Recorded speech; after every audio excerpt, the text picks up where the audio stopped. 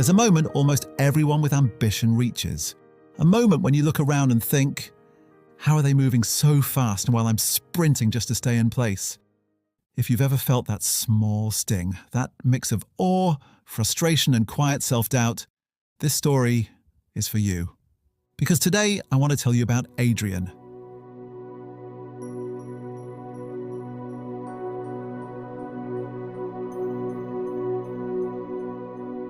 Adrian worked hard. Not the loud motivational video kind of hard. He was the quiet type, the grinder, the perfectionist who stayed late, planned everything, and said yes before he figured out how to deliver. And yet, he always felt behind. This episode is about that invisible gap between effort and acceleration. Why some people rise faster, why others stay stuck, even when they're giving everything they have, and what actually unlocks momentum. If that tension lives somewhere in you, stay with me. Adrian's story might feel familiar. Adrian lived by one belief: if I just work harder, everything will make sense. So he took on tasks he hated, tried to fix whatever he thought was wrong with him, watched others rise, sometimes people who weren't the smartest or the most experienced, and whispered, they're just lucky. They have something I don't. I just need to grind more. But deep down, a question tugged at him. What if effort wasn't the whole story? It came in the smallest way. During a meeting, someone said, "It's wild how fast Maya picks things up once she's in her zone." Her zone. The phrase stuck. He didn't even know Maya well, but he'd noticed how ideas flowed from her without effort. She wasn't drowning.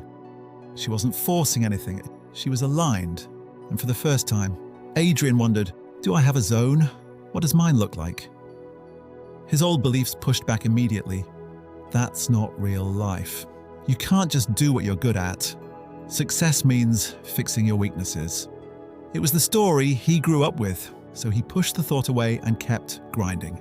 But once your mind sees a door, even for a second, it's hard to unsee it.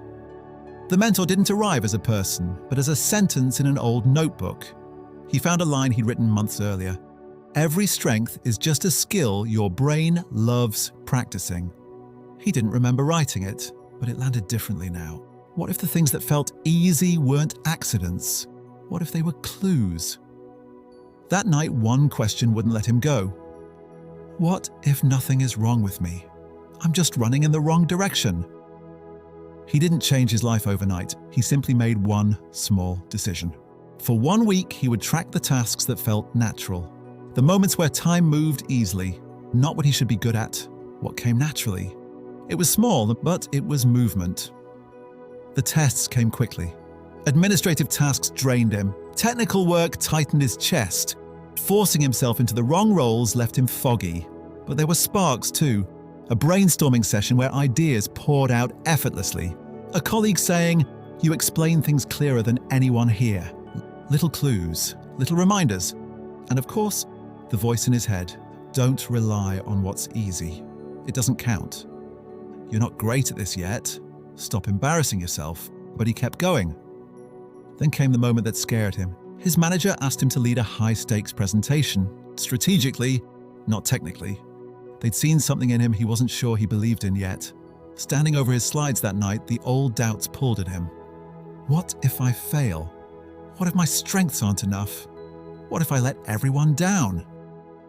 But the newer belief, the softer one, whispered, "This is your zone. Step into it." The presentation lasted 15 minutes. It felt like 15 hours. Every question felt like a test. Every silence felt like pressure. But something deep inside him, steady, quiet, kept guiding him. Not perfection, not performance, alignment. At the end, the room went silent. Then his manager said, "That was the clearest thinking we've had in months." The real reward wasn't the praise, it was that tiny shift inside him. The feeling of a door opening in the chest. He finally realized he wasn't behind. He wasn't lacking. He had simply been sprinting in shoes that didn't fit. He didn't become a different person overnight, but he started choosing differently. More strategy, more ideation, more communication. Less forcing, less pretending, less draining tasks. He began using his energy where it actually went somewhere. A colleague later asked him to step into a difficult client call.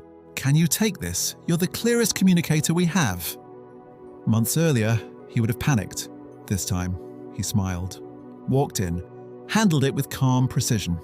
Not because he changed suddenly, but because he finally understood himself. And the insight he carried forward, the one I hope lands gently with you, is this: success accelerates when you stop forcing what's hard and finally honor what flows. So let me ask you, quietly and honestly, where are you working against yourself? Where are you forcing something that drains you? And what would happen if you chose alignment instead of obligation? Just once? Maybe, like Adrian, your strengths aren't the shortcut. Maybe they're the truth you've been circling for years. And the moment you step into your zone, even a little, everything begins to shift.